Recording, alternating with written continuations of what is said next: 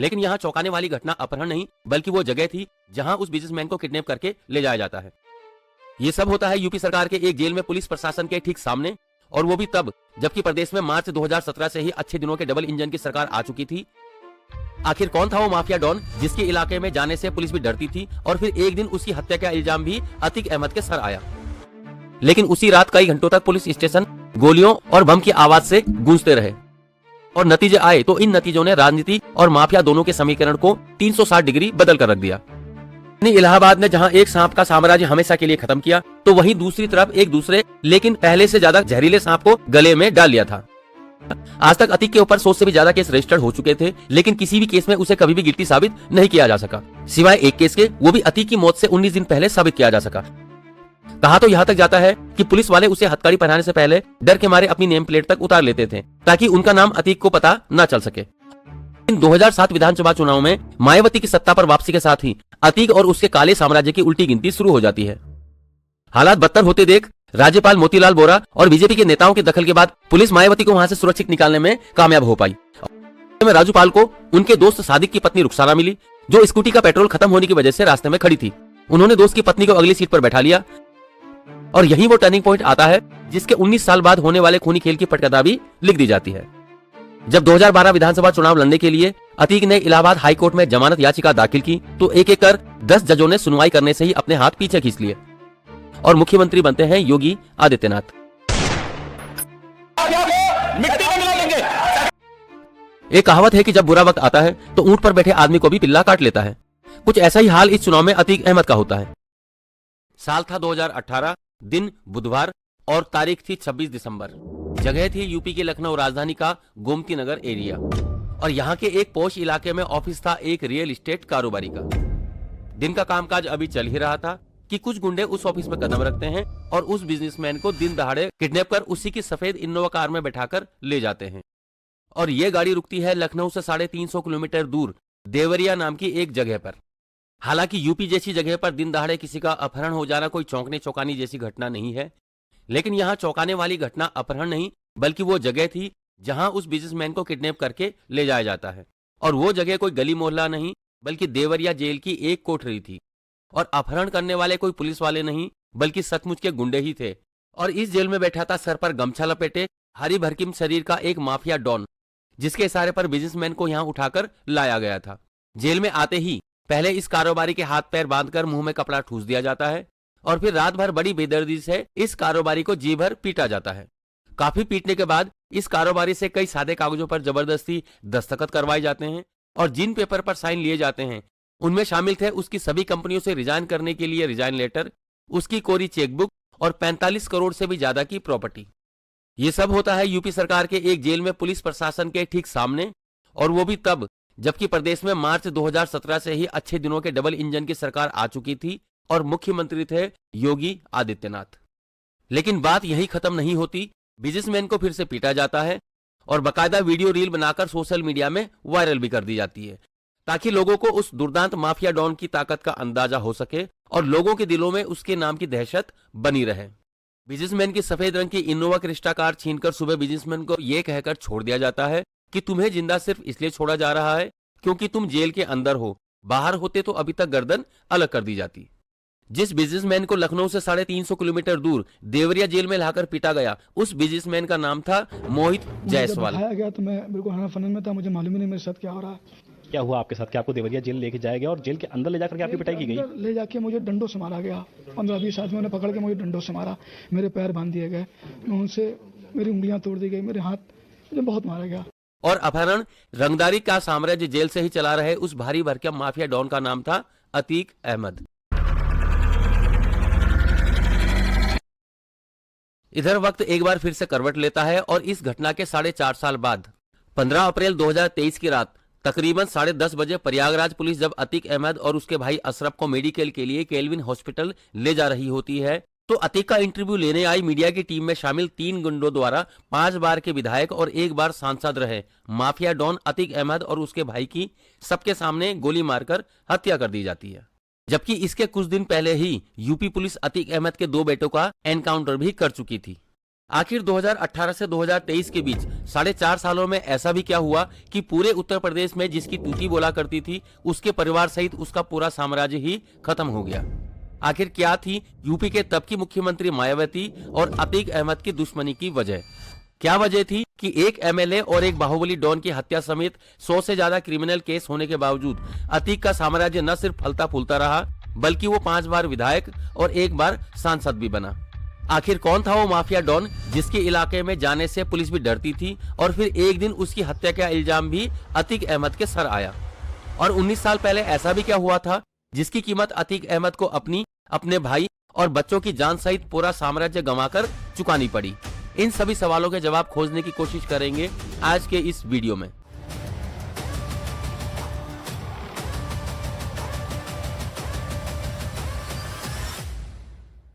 साल था 1962। आज का प्रयागराज जो तब इलाहाबाद हुआ करता था, तब यहीं के कासरी मसारी नाम के एक गांव में चकिया नाम के एक मोहल्ले में एक गरीब तांगे वाला रहा करता था और उसका नाम था हाजी फिरोज अहमद। 10 अगस्त 1962 के दिन फिरोज अहमद के घर उसके पहले बेटे ने जन्म लिया तो उसका नाम रखा गया अतीक अहमद। अतीक का एक भाई था अशरफ अहमद, जिसके बारे में अभी हमने बताया था, जिसे खालिद अजीम भी कहते हैं, और इसके अलावा उसकी 2 बहनें और थी। अतीक का बड़ा परिवार गरीबी से तो जूझ ही रहा था। इधर अतीक बड़ा हुआ तो हाई स्कूल के रिजल्ट के साथ ही साफ हो गया कि अतीक का मन पढ़ने लिखने में बिल्कुल नहीं है। हाई स्कूल के इस एग्जाम में अतीक फेल होकर आया था, लेकिन अतीक हर एग्जाम में फेल हुआ हो ऐसा भी नहीं था। और इसका पता तब चला जब 17 साल की उम्र में ही अतीक के नाम खुर्दा पुलिस स्टेशन में पहला आपराधिक मुकदमा दर्ज भी हुआ, तो वो केस था हत्या का। हालांकि इसकी शुरुआत अतीक ने मालगाड़ी से कोयला चुराकर बहुत पहले ही कर दी थी और इसके लिए उसने छोटी मोटी मोहल्ला गैंग बनाकर बहुत से लड़कों को काम पर भी रखा हुआ था। लेकिन अतीक का नाम एरिया से बाहर आया कोयले के लिए हुई इस हत्या के बाद। जाहिर था कि अतीक क्राइम की दुनिया का एंट्रेंस एग्जाम पास कर चुका था। इसके बाद अतीक हत्या, रंगदारी और वसूली के दलदल में ऐसा घुसा कि एक एक करके पहले से ही इस दुनिया में जमे जमाए सुरमाओं के पैर उखड़ते चले गए। इसी इलाहाबाद में एक शख्स हुआ करता था जिसका नाम था शौक-ए-इलाही, जिसे लोग चांद बाबा कहकर पुकारते थे। इस चांद बाबा की दहशत का यह आलम था कि इनके एरिया में आना तो दूर, पुलिस चांद बाबा के गिरोह के किसी भी बंदे को हाथ तक नहीं लगाया करती थी। 1988 में इस एरिया में एक नए ट्रांसफर हुए पुलिस ऑफिसर नवरंग सिंह ने जब चांद बाबा को उसी के एरिया में पकड़ने की कोशिश की तो चांद बाबा तो उसके हाथ नहीं आता है, लेकिन उसी रात कई घंटों तक पुलिस स्टेशन गोलियों और बम की आवाज से गूंजते रहे। 1979 में अतीक अहमद पर एनएसए यानी नेशनल सिक्योरिटी एक्ट लगाया जाता है और यूपी में किसी पर भी एनएसए लगने वाला अतीक अहमद पहला आदमी था। यहां अतीक पहली बार चांद बाबा के संपर्क में आता है क्योंकि चांद बाबा ही अतीक को इस एक्ट से बचा सकता था और चांद बाबा ने उसे बचाया भी। कहा यहां तक जाता है कि चांद बाबा ने अतीक को बचाने के लिए दिल्ली तक सोर्स भी लगाई थी। बहरहाल वक्त के साथ साथ चांद बाबा और अतीक अहमद अपहरण, हत्या और रंगदारी में बहुत आगे तक निकलते चले गए। इसी दौरान साल आया 1986 और इसी साल अतीक अहमद को पुलिस हत्या और अपहरण के 20 से ज्यादा मामलों में ढूंढ रही होती है। तो अतीक को समझ आ जाता है कि पुलिस से हमेशा बचने का एक ही जगह है और वो है राजनीति। और यहीं से अतीक ने संवैधानिक तरीके से गुंडई करने का फैसला किया। अगले ही साल यानी 1989 में यूपी में विधानसभा चुनाव होने थे। इन चुनाव से पहले ही अतीक जेल से बाहर आ जाता है और किसी भी पार्टी को टिकट न देने पर तब के इलाहाबाद यानी आज के प्रयागराज से निर्दलीय ही विधायक का चुनाव लड़ने का फैसला करता है। और अतीक के खिलाफ था कांग्रेस उम्मीदवार गोपाल दास। लेकिन अतीक के राजनीति में आने का मतलब था चांद बाबा के दबदबे को अतीक के हवाले कर देना, इसलिए इस चुनावी दंगल में चांद बाबा भी अतीक के खिलाफ मैदान में उतर जाता है। बहरहाल चुनाव होता है और नतीजे आए तो इन नतीजों ने राजनीति और माफिया दोनों के समीकरण को 360 डिग्री बदल कर रख दिया। प्रयागराज की पावन धरती ने इस बार जहां चांद बाबा को कुल 9,221 वोट देकर बाहर का रास्ता दिखाया, वहीं अतीक अहमद की जीत का अंतर ही 25,909 था, जिसने पहली बार अतीक अहमद को विधानसभा तक पहुंचा दिया। यानी इलाहाबाद ने जहां एक सांप का साम्राज्य हमेशा के लिए खत्म किया, तो वहीं दूसरी तरफ एक दूसरे लेकिन पहले से ज्यादा जहरीले सांप को गले में डाल लिया था। विधायक बनने के 3 महीने बाद ही रोशनबाग में कबाब पराठा की एक दुकान पर शाम के तकरीबन 7:30 बजे दोनों का आमना सामना होता है, जो बहस और फिर बाद में पूरे बाजार को गोलियों और बम के धमाकों में बदल देता है। गैंगवार की इस घटना में चांद बाबा मारा जाता है, लेकिन विधायक होने और राजनीतिक पार्टियों में बढ़ते दबदबे के चलते उसे कभी भी इस मामले में दोषी साबित नहीं किया जा सका और इस तरह अतीक अहमद बन जाता है इलाहाबाद का नया बाहुबली। साल 1990 से 1992 में जब पूरा उत्तर प्रदेश राम मंदिर आंदोलन में झूम रहा था तो अतीक अहमद फिर से इलाहाबाद से निर्दलीय लड़ता है और जहां भारतीय जनता पार्टी 425 में से 221 सीटें जीतकर सत्ता में आती है, वहीं इस उन्मादी दौर में भी अतीक अहमद बीजेपी उम्मीदवार रामचंद्र जायसवाल को 15,000 से भी ज्यादा अंतर से हराकर 11वीं विधानसभा में अपनी सीट पक्की कर लेता है। 1992 में जब बाबरी मस्जिद ढहा दी गई तो कल्याण सिंह सरकार को बर्खास्त कर दिया जाता है और फिर 1993 में फिर से विधानसभा चुनाव कराए जाते हैं। सपा और बसपा के गठबंधन ने इस बार बीजेपी को पूरी तरह से हराकर सत्ता से बाहर कर दिया, लेकिन अतीक अहमद की सीट का रिजल्ट वही रहा जो पिछले दोनों बार रहा था। अतीक अहमद तीसरी बार भी चुनाव जीतकर विधानसभा पहुंच जाता है। अतीक अहमद पर बूथ कैप्चरिंग का भी इल्जाम लगा, लेकिन किसी की इतनी हिम्मत नहीं थी कि अतीक अहमद के खिलाफ शिकायत भी कर सके। यहां मैं आपको बता दूं कि अतीक अहमद को कई बार जेल में डाला गया। आज तक अतीक के ऊपर 100 से भी ज्यादा केस रजिस्टर्ड हो चुके थे, लेकिन किसी भी केस में उसे कभी भी गिल्टी साबित नहीं किया जा सका, सिवाय एक केस के, वो भी अतीक की मौत से 19 दिन पहले साबित किया जा सका, जिसके बारे में हम अभी आगे बात करेंगे। बहरहाल उससे पहले उस पर कभी भी कोई भी केस प्रूफ नहीं हो पाया, क्योंकि पहले तो कोई गवाही सामने नहीं आता था तो कुछ टाइम बाद ही अपने बयान से बदल जाता था, और जो बयान नहीं बदलता था उसका छक्त विक्षत शव किसी न किसी जगह से बरामद किया जाता था, और ये भी तब जबकि उसके खिलाफ शिकायत की गई होती थी, वरना पहले तो उसके खिलाफ शिकायत करने के लिए ही बहुत दमखम होना चाहिए था। कहा तो यहां तक जाता है कि पुलिस वाले उसे हथकड़ी पहनाने से पहले डर के मारे अपनी नेम प्लेट तक उतार लेते थे ताकि उनका नाम अतीक को पता न चल सके, और यही वो खासियत थी जिसे देखकर मुलायम सिंह ने अतीक अहमद को अपनी पार्टी में शामिल करने का फैसला किया। खैर, सपा और बसपा की मिली भगत सरकार भी ज्यादा दिन नहीं चली और 2 साल बाद 2 जून 1995 के दिन मायावती की बसपा ने समर्थन वापस लेकर मुलायम सिंह की सरकार गिरा दी। लेकिन इस दिन जो हुआ उसने यूपी के राजनीति के चेहरे पर कभी न मिटने वाली कालिक पोत दी। मायावती यूपी के गेस्ट हाउस में अपने विधायकों के साथ एक मीटिंग कर रही थी कि तभी शाम के तकरीबन 4 बजे मुलायम सिंह के समर्थकों की फौज वहां आकर बसपा के विधायकों के साथ मारपीट पर उतारू हो जाती है। हिंसा देखकर मायावती खुद को एक कमरे में बंद कर लेती है, लेकिन सपा समर्थक यहीं नहीं रुके और उन्होंने गंदी गंदी गालियों के साथ मायावती का दरवाजा तोड़ने की भी कोशिश की। हालात बदतर होते देख राज्यपाल मोतीलाल वोरा और बीजेपी के नेताओं के दखल के बाद पुलिस मायावती को वहां से सुरक्षित निकालने में कामयाब हो पाई और इस घटना को नाम दिया गया गेस्ट हाउस कांड का। और इस कांड में भी नाम आया बाहुबली नेता अतीक अहमद का। बहरहाल अगले दिन यानी 3 जून को बीजेपी, कांग्रेस, जनता दल और सीपीआई के समर्थन से मायावती यूपी की नई सीएम बनती है, लेकिन 4 महीने बाद ही बीजेपी अपना समर्थन वापस लेकर मायावती की सरकार गिरा देती है। तो 1996 को विधानसभा चुनाव दोबारा कराने की तैयारियां शुरू हो जाती है और इस बार अतीक अहमद सपा की तरफ से इलाहाबाद के विधायक बनकर विधानसभा पहुंचता है। इसके बाद सपा से मनमुटाव के चलते 2002 में अतीक अपना दल पार्टी के साथ इसी जगह से 5वीं बार विधायक बनकर जीत दर्ज करता है। हालांकि अगले ही साल यानी 2003 में मुलायम सिंह अतीक को विधायक की जगह 2004 में होने जा रहे लोकसभा चुनाव में सांसद की सीट देकर वापस बुला लेते हैं। साल 2004 में लोकसभा चुनाव होते हैं और अतीक अहमद फूलपुर की सीट से बसपा की केसरी देवी पटेल को 64,000 से भी ज्यादा वोटों से हराकर पहली बार लोकसभा पहुंचते हैं। फूलपुर वही सीट है जहां से देश के पहले प्रधानमंत्री जवाहरलाल नेहरू भी पहली बार संसद तक पहुंचे थे। लेकिन इसी पॉइंट पर आकर ऐसा कुछ होता है जिसकी कीमत 19 साल बाद अतीक अहमद को अपने भाई और अपने 2 बेटों की जान सहित अपना पूरा साम्राज्य तबाह करके चुकानी पड़ती है। दरअसल फूलपुर सीट से सांसद बनने के बाद पश्चिमी इलाहाबाद की सीट खाली हो जाती है, क्योंकि नियम के अनुसार आप विधायक या सांसद में से एक ही सीट अपने पास रख सकते हो। अतीक अहमद ने संसद की सीट चुनी तो विधायक की सीट अब खाली हो चुकी थी। इस तरह पश्चिमी इलाहाबाद की सीट पर दोबारा उपचुनाव होने थे, जिसके लिए 6 महीने बाद की तारीख भी तय कर दी जाती है। और यही वो टर्निंग पॉइंट आता है जिसके 19 साल बाद होने वाले खूनी खेल की पटकथा भी लिख दी जाती है। यहां सिर्फ 10 सेकंड का पाउज लेकर मेरी आपसे गुजारिश है कि अगर आपने अभी तक चैनल को सब्सक्राइब नहीं किया है तो अभी चैनल को सब्सक्राइब कर लें। इसमें आपके 2 या 3 सेकंड खर्च होंगे, लेकिन आपके ये 2-3 सेकंड हमें बहुत बड़ी उम्मीद दे सकते हैं। साथ ही बेल आइकन को भी दबा दें ताकि आने वाली वीडियो की नोटिफिकेशन आपको बराबर मिलती रहे। अब वापस आते हैं अपने टॉपिक पर। पश्चिमी इलाहाबाद की सीट पर दोबारा उपचुनाव होने की तारीख तय होने से अतीक ने सोचा कि सांसदी के साथ इलाहाबाद सीट पर अपने भाई अशरफ को बैठाकर वो दोनों सीट पर अपना वर्चस्व कायम रख सकता है, और उसकी इस सोच की वजह थी उसका लगातार 5 बार उसी सीट से विधायक चुना जाना, लेकिन जो हमेशा से होता आया था वो इस बार नहीं हुआ। इलाहाबाद सीट से इस बार बाजी मारी बसपा के नए नवेले उम्मीदवार राजू पाल ने, जो कभी अतीक अहमद का खास हुआ करता था। इस बात को अतीक ने अपने अहम का मुद्दा बना लिया और इस बात का अतीक अहमद ने वही हल निकाला जिसकी उससे उम्मीद की जा सकती थी।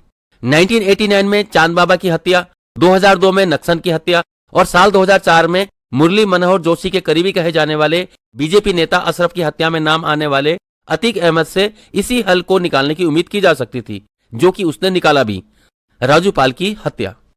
अक्टूबर 2004 में बीएसपी उम्मीदवार राजू पाल ने 4000 वोटों से जीत दर्ज की, लेकिन अगले ही महीने जीत की यह खुशी काफूर हो जाती है जब नवंबर 2004 में राजू पाल की गाड़ी के ऊपर अज्ञात लोगों ने बॉम्बिंग और गोलियां चलाई। हालांकि राजू पाल इस हमले में बच जाता है, लेकिन फिर अगले ही महीने यानी दिसंबर 2004 में फिर से राजू पाल के ऑफिस के सामने ही गोलीबारी की जाती है, लेकिन राजू पाल इस हमले में भी बच जाता है।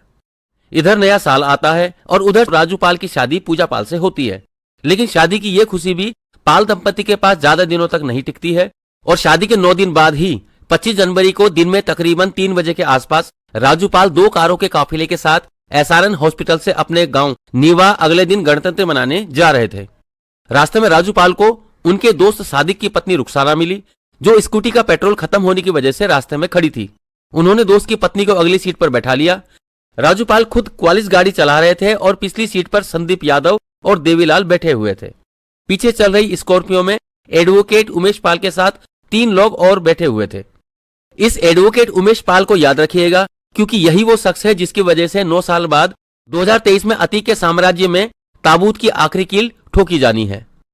बहरहाल काफिला अभी सुलेम सराय जीटी रोड पर पहुंचा ही था कि तभी एक तेज रफ्तार मारुति वैन ओवरटेक करते हुए काफिले के सामने खड़े हो जाती है। राजू पाल ने इतनी जोर से ब्रेक लगाए थे कि क्वालिस कार रुकते रुकते भी बांस बलियों की एक शॉप में घुस जाती है। तभी मारुति वैन से 5 हथियारबंद लोग उतरते हैं और दंदनादन राजू पाल पर गोलियां चलाने लगते हैं।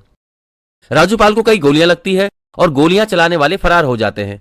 तो पीछे स्कॉर्पियो में बैठे लोग आनन फानन में राजू पाल को एक टेम्पो में बैठाकर हॉस्पिटल की तरफ भागे, लेकिन इससे पहले 2 बार नाकामी देख चुके हमलावर अब कोई रिस्क नहीं लेना चाहते थे, इसलिए तकरीबन 5 किलोमीटर दूर तक पीछा करने के बाद हमलावर टेम्पो पर भी हमला कर देते हैं और गोलियों का शोर एक बार फिर से जीटी रोड पर सुनाई देने लगता है। गोलियों का शोर थमा और हमलावर चले गए तो राजू पाल को वहीं जीवन ज्योति हॉस्पिटल पहुंचाया जाता है, लेकिन 1.5 दर्जन से ज्यादा गोलियां खाने वाले विधायक राजू पाल की तब तक मौत हो चुकी थी। राजू पाल की पत्नी पूजा पाल ने अतीक, उसके भाई अशरफ के साथ कई लोगों के खिलाफ मुकदमा दर्ज करवाया। बसपा के समर्थकों ने पूरे शहर में तोड़फोड़ भी की, लेकिन मुलायम सिंह का हाथ अतीक के सर पर बना रहा और इलाहाबाद की सीट एक बार फिर से खाली होने के बाद 2005 में एक बार फिर से उसी सीट पर उपचुनाव कराए जाते हैं और इस बार राजू पाल की पत्नी पूजा पाल अतीक के भाई अशरफ के खिलाफ मैदान में उतरती है, लेकिन इस बार अतीक का खौफ काम कर जाता है और पहली बार अतीक का भाई अशरफ जीतकर विधानसभा पहुंचता है। मैंने आपको एडवोकेट उमेश पाल के बारे में बताया था, अब यहां से उसका रोल शुरू हो जाता है। असल में उमेश पाल ही था जो राजू पाल हत्याकांड का जिंदा गवाह था और इसी वजह से 28 फरवरी 2006 के दिन धुमनगंज थाना क्षेत्र के फांसी मिलन नाम की जगह से उमेश पाल को किडनैप कर अतीक पाल के ऑफिस ले जाकर बुरी तरह से मारा पीटा जाता है, जिसकी उमेश पाल ने अतीक के खिलाफ एफआईआर दर्ज भी कराई थी। अतीक पर अब तक 70 से भी ज्यादा मुकदमे दर्ज हो चुके थे, लेकिन अपने रसूख, दबंगई और सत्ताधारी पार्टी का सांसद होने के नाते वो हमेशा बसता रहा। लेकिन 2007 विधानसभा चुनाव में मायावती की सत्ता पर वापसी के साथ ही अतीक और उसके काले साम्राज्य की उल्टी गिनती शुरू हो जाती है और इसकी खास वजह थी बसपा के ही विधायक राजू पाल की हत्या और दूसरी और अहम वजह थी गेस्ट हाउस कांड, जिसके बारे में मैं आपको पहले ही बता चुका हूं। इधर मायावती की कुर्सी संभालते ही अतीक के ऊपर कानूनी शिकंजा कसने की तैयारी भी शुरू हो जाती है, तो उधर अतीक गायब हो जाता है। अतीक के ऊपर 20,000 रुपए का इनाम भी रखा जाता है और उसकी करोड़ों की संपत्ति भी सीज कर दी जाती है, यहां तक कि उसकी सभी अवैध बिल्डिंगें गिरा दी जाती है। इसी दौरान अतीक अहमद दिल्ली के पीतमपुरा के एक अपार्टमेंट से दिल्ली पुलिस के हत्थे चढ़ जाता है और फिर 2007 से 2012 तक अतीक जेल से ही अपना साम्राज्य चलाता रहा। 5 साल जेल में रहने के बाद भी अतीक के खौफ का अंदाजा आप बिजनेस स्टैंडर्ड की 12 फरवरी 2012 की इस रिपोर्ट से लगा सकते हैं, जब 2012 विधानसभा चुनाव लड़ने के लिए अतीक ने इलाहाबाद हाई कोर्ट में जमानत याचिका दाखिल की तो एक एक कर 10 जजों ने सुनवाई करने से ही अपने हाथ पीछे खींच लिए और फाइनली 11वें जज जस्टिस डीपी सिंह इस केस की सुनवाई करते हैं। बहरहाल अतीक को जमानत मिल जाती है और चुनाव का नतीजा भी आ जाता है। एक कहावत है कि जब बुरा वक्त आता है तो ऊंट पर बैठे आदमी को भी पिल्ला काट लेता है। कुछ ऐसा ही हाल इस चुनाव में अतीक अहमद का होता है। एक के बाद एक 6 चुनाव जीतने वाला अतीक अहमद इलाहाबाद सीट से अपना 7वां चुनाव हारता भी है, तो किससे? पूजा पाल से। वही पूजा पाल जिसके पति राजू पाल की 2005 में हुई हत्या के मामले में अतीक अहमद जमानत पर बाहर निकलकर आया था। इसके बाद 2014 लोकसभा चुनाव में भी अतीक सांसद बनने के लिए हाथ आजमाता है, लेकिन इस बार भी अतीक को हार का सामना करना पड़ता है। इसी तरह 2017 में भी अतीक कानपुर कैंट से पर्चा दाखिल करता है, लेकिन उससे पहले ही 14 दिसंबर 2016 के दिन एक निलंबित स्टूडेंट की पैरवी करने इलाहाबाद के सियाट कॉलेज गए अतीक और उसके लोगों पर वहां मारपीट और धमकाने का वीडियो वायरल हो जाता है। वीडियो वायरल होने के बाद फरवरी 2017 में अतीक को इसी केस की वजह से एक बार फिर से जेल का मुंह देखना पड़ जाता है। लेकिन इसके बाद हाई कोर्ट ने जमानत पर चल रहे अतीक से जुड़े सभी मामलों में अतीक की जमानत रद्द कर दी, तो अतीक का जेल में रहना एक तरह से परमानेंट हो जाता है।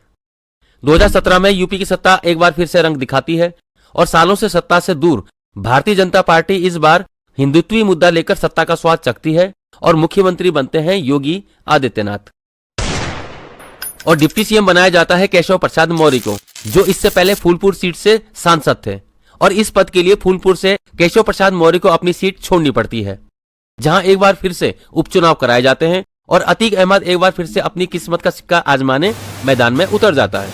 लेकिन नतीजों के साथ अतीक अहमद को भी समझ में आ जाता है कि उसके साम्राज्य का विजय रथ अब ढलान के आखिरी सिरे पर आ चुका है और अतीक अहमद ये चुनाव भी हार जाता है। इधर हिंदू हृदय सम्राट का झंडा लिए योगी आदित्यनाथ का कानून का शिकंजा लिए अतीक अहमद के सिर पर तांडव शुरू हो जाता है। अपराध के अलावा इन्होंने कुछ सीखा ही नहीं है। इस माफिया को मिट्टी में मिला देंगे, सरकार के साथ इनको मिट्टी में मिलाने का काम करेंगे। 1600 करोड़ रुपए से ज्यादा की संपत्ति जब्त कर ली जाती है, बिल्डिंगों पर बुलडोजर चला दिया जाता है और अतीक के भाई को भी एक हत्या के मामले में गिरफ्तार कर लिया जाता है। इसी बीच 24 फरवरी 2023 के दिन वो वक्त आ जाता है जिसकी पटकथा 19 साल पहले लिखी जा चुकी थी। राजूपाल हत्याकांड में अतीक की गर्दन फंसने के चलते राजूपाल की हत्या के चश्मदीद गवाह एडवोकेट उमेश पाल की प्रयागराज में दिन दहाड़े गोली मारकर हत्या कर दी जाती है।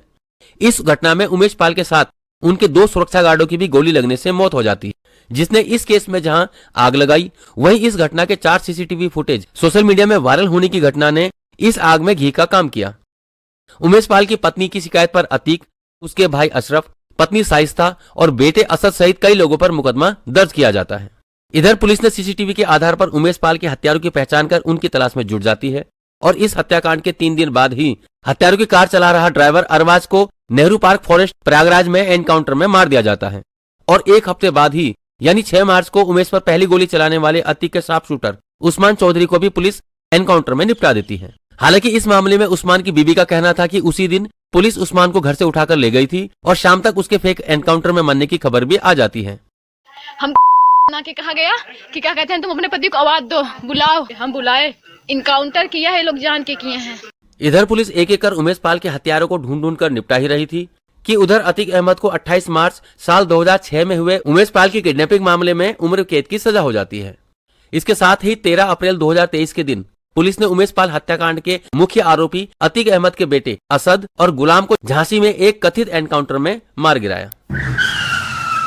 माफिया डॉन अतीक अहमद के 5 बेटे थे, जिनमें सबसे बड़े बेटे उमर पर 26 दिसंबर 2018 को लखनऊ के रियल एस्टेट कारोबारी मोहित जायसवाल के अपहरण, मारपीट और प्रॉपर्टी हड़पने के आरोप में लखनऊ जेल में बंद है, जैसा कि मैं वीडियो की शुरुआत में ही आपको बता चुका हूं।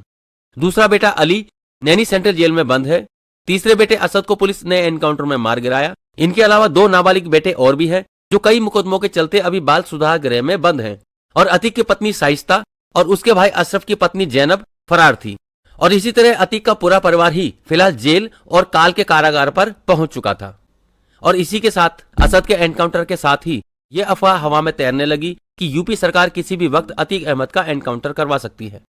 लेकिन इससे पहले कि ऐसा कुछ होता, 48 घंटों के अंदर ही यूपी पर 40 से ज्यादा सालों तक आतंक और अपने खौफ के दम पर राज करने वाले 5 बार के विधायक और 1 बार संसद में बैठने वाला बाहुबली माफिया डॉन अतीक अहमद और उसके साम्राज्य के ताबूत में आखिरी कील भी गाड़ दी गई। 15 अप्रैल 2023 की रात तकरीबन 10:30 बजे जब प्रयागराज पुलिस अतीक अहमद और उसके भाई को कैल्विन हॉस्पिटल मेडिकल चेकअप के लिए ले जा रही थी कि अस्पताल के बाहर रिपोर्टर्स उनका इंटरव्यू लेने उन्हें घेर लेती है। अतीक या उसके भाई अभी कुछ कहते कि उससे पहले ही 3 गुंडों ने अतीक और उसके भाई पर दनादन गोलियां बरसानी शुरू कर दी और इस तरह सालों से खौफ का दूसरा नाम बना अतीक का काला साम्राज्य उसके साथ हमेशा के लिए ध्वस्त हो गया। इधर पुलिस अतीक के तीनों हत्यारे अरुण मौर्य, सनी पुराने और लवलेश तिवारी को मौके से गिरफ्तार कर लेती है। शुरुआती जांच में तीनों ने बताया कि नाम कमाने के लिए तीनों ने अतीक अहमद का मर्डर किया। मामले की जांच आज तक चल रही है, लेकिन यूपी के इस कुख्यात माफिया डॉन की मौत के बाद भी सवालों ने उसका पीछा नहीं छोड़ा और अब अतीक और उसके भाई का मर्डर भी कई सवालों के घेरे में है, जिसे आप इस वीडियो के अंत में देख सकते हैं। लेकिन हम वहां तक पहुंचे इससे पहले मैं आपको बता दूं कि अगर आपको नहीं मालूम कि कौन था 3 बार ताजमहल, 2 बार लाल किले के साथ, एक बार राष्ट्रपति भवन और पार्लियामेंट को उसके 543 सांसदों के साथ कौड़ियों के दाम पर बेच देने वाला देश का सबसे बड़ा ठग नटवर लाल। आखिर बिहार के सिवान जिले के सेठ जमींदार के घर जन्मा मिथिलेश कुमार श्रीवास्तव का नाम कैसे पड़ा ठग नटवर लाल, और क्या थी आज से 100 साल पहले अपनी पहली ही ठगी में 4.5 लाख की ठगी करने वाले मिथिलेश कुमार श्रीवास्तव की पूरी कहानी। देखिए इस वीडियो में हमारे साथ। इसके लिए आप ऊपर आई बटन पर क्लिक कर सकते हैं और वीडियो का लिंक मैंने डिस्क्रिप्शन में भी डाल दिया है, वहां से भी आप पूरा वीडियो देख सकते हैं। वीडियो पसंद आया हो तो लाइक और शेयर करना बिल्कुल ना भूलें। अगर आपने अभी तक इस चैनल को सब्सक्राइब नहीं किया है तो जल्दी से सब्सक्राइब जरूर कर लें। आगे रविश कुमार के माध्यम से आपको छोड़ जाता हूं अतीक अहमद की मौत से जुड़े सवालों के साथ। अगले वीडियो में आपसे फिर होगी मुलाकात, तब तक के लिए इजाजत। आप प्रयागराज की अदालत की इस तस्वीर को देखिए। यहां जब अतीक अहमद को पेश किया जाना था तब कितने हथियारबंद पुलिस वालों से अदालत का परिसर छावनी में बदल गया है।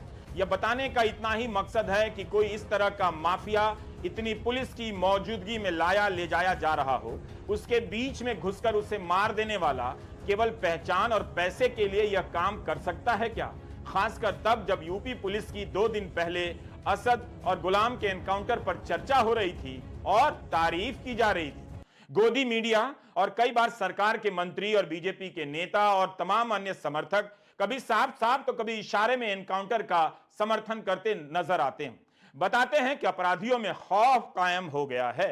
तब फिर उसी यूपी में 3 अपराधी अति अत्याधुनिक पिस्टल से अतीक और अशरफ को मार देते हैं, तब जब वहां हथियारबंद पुलिस मौजूद थी और खबरों के अनुसार पुलिस गोली तक नहीं चलाती।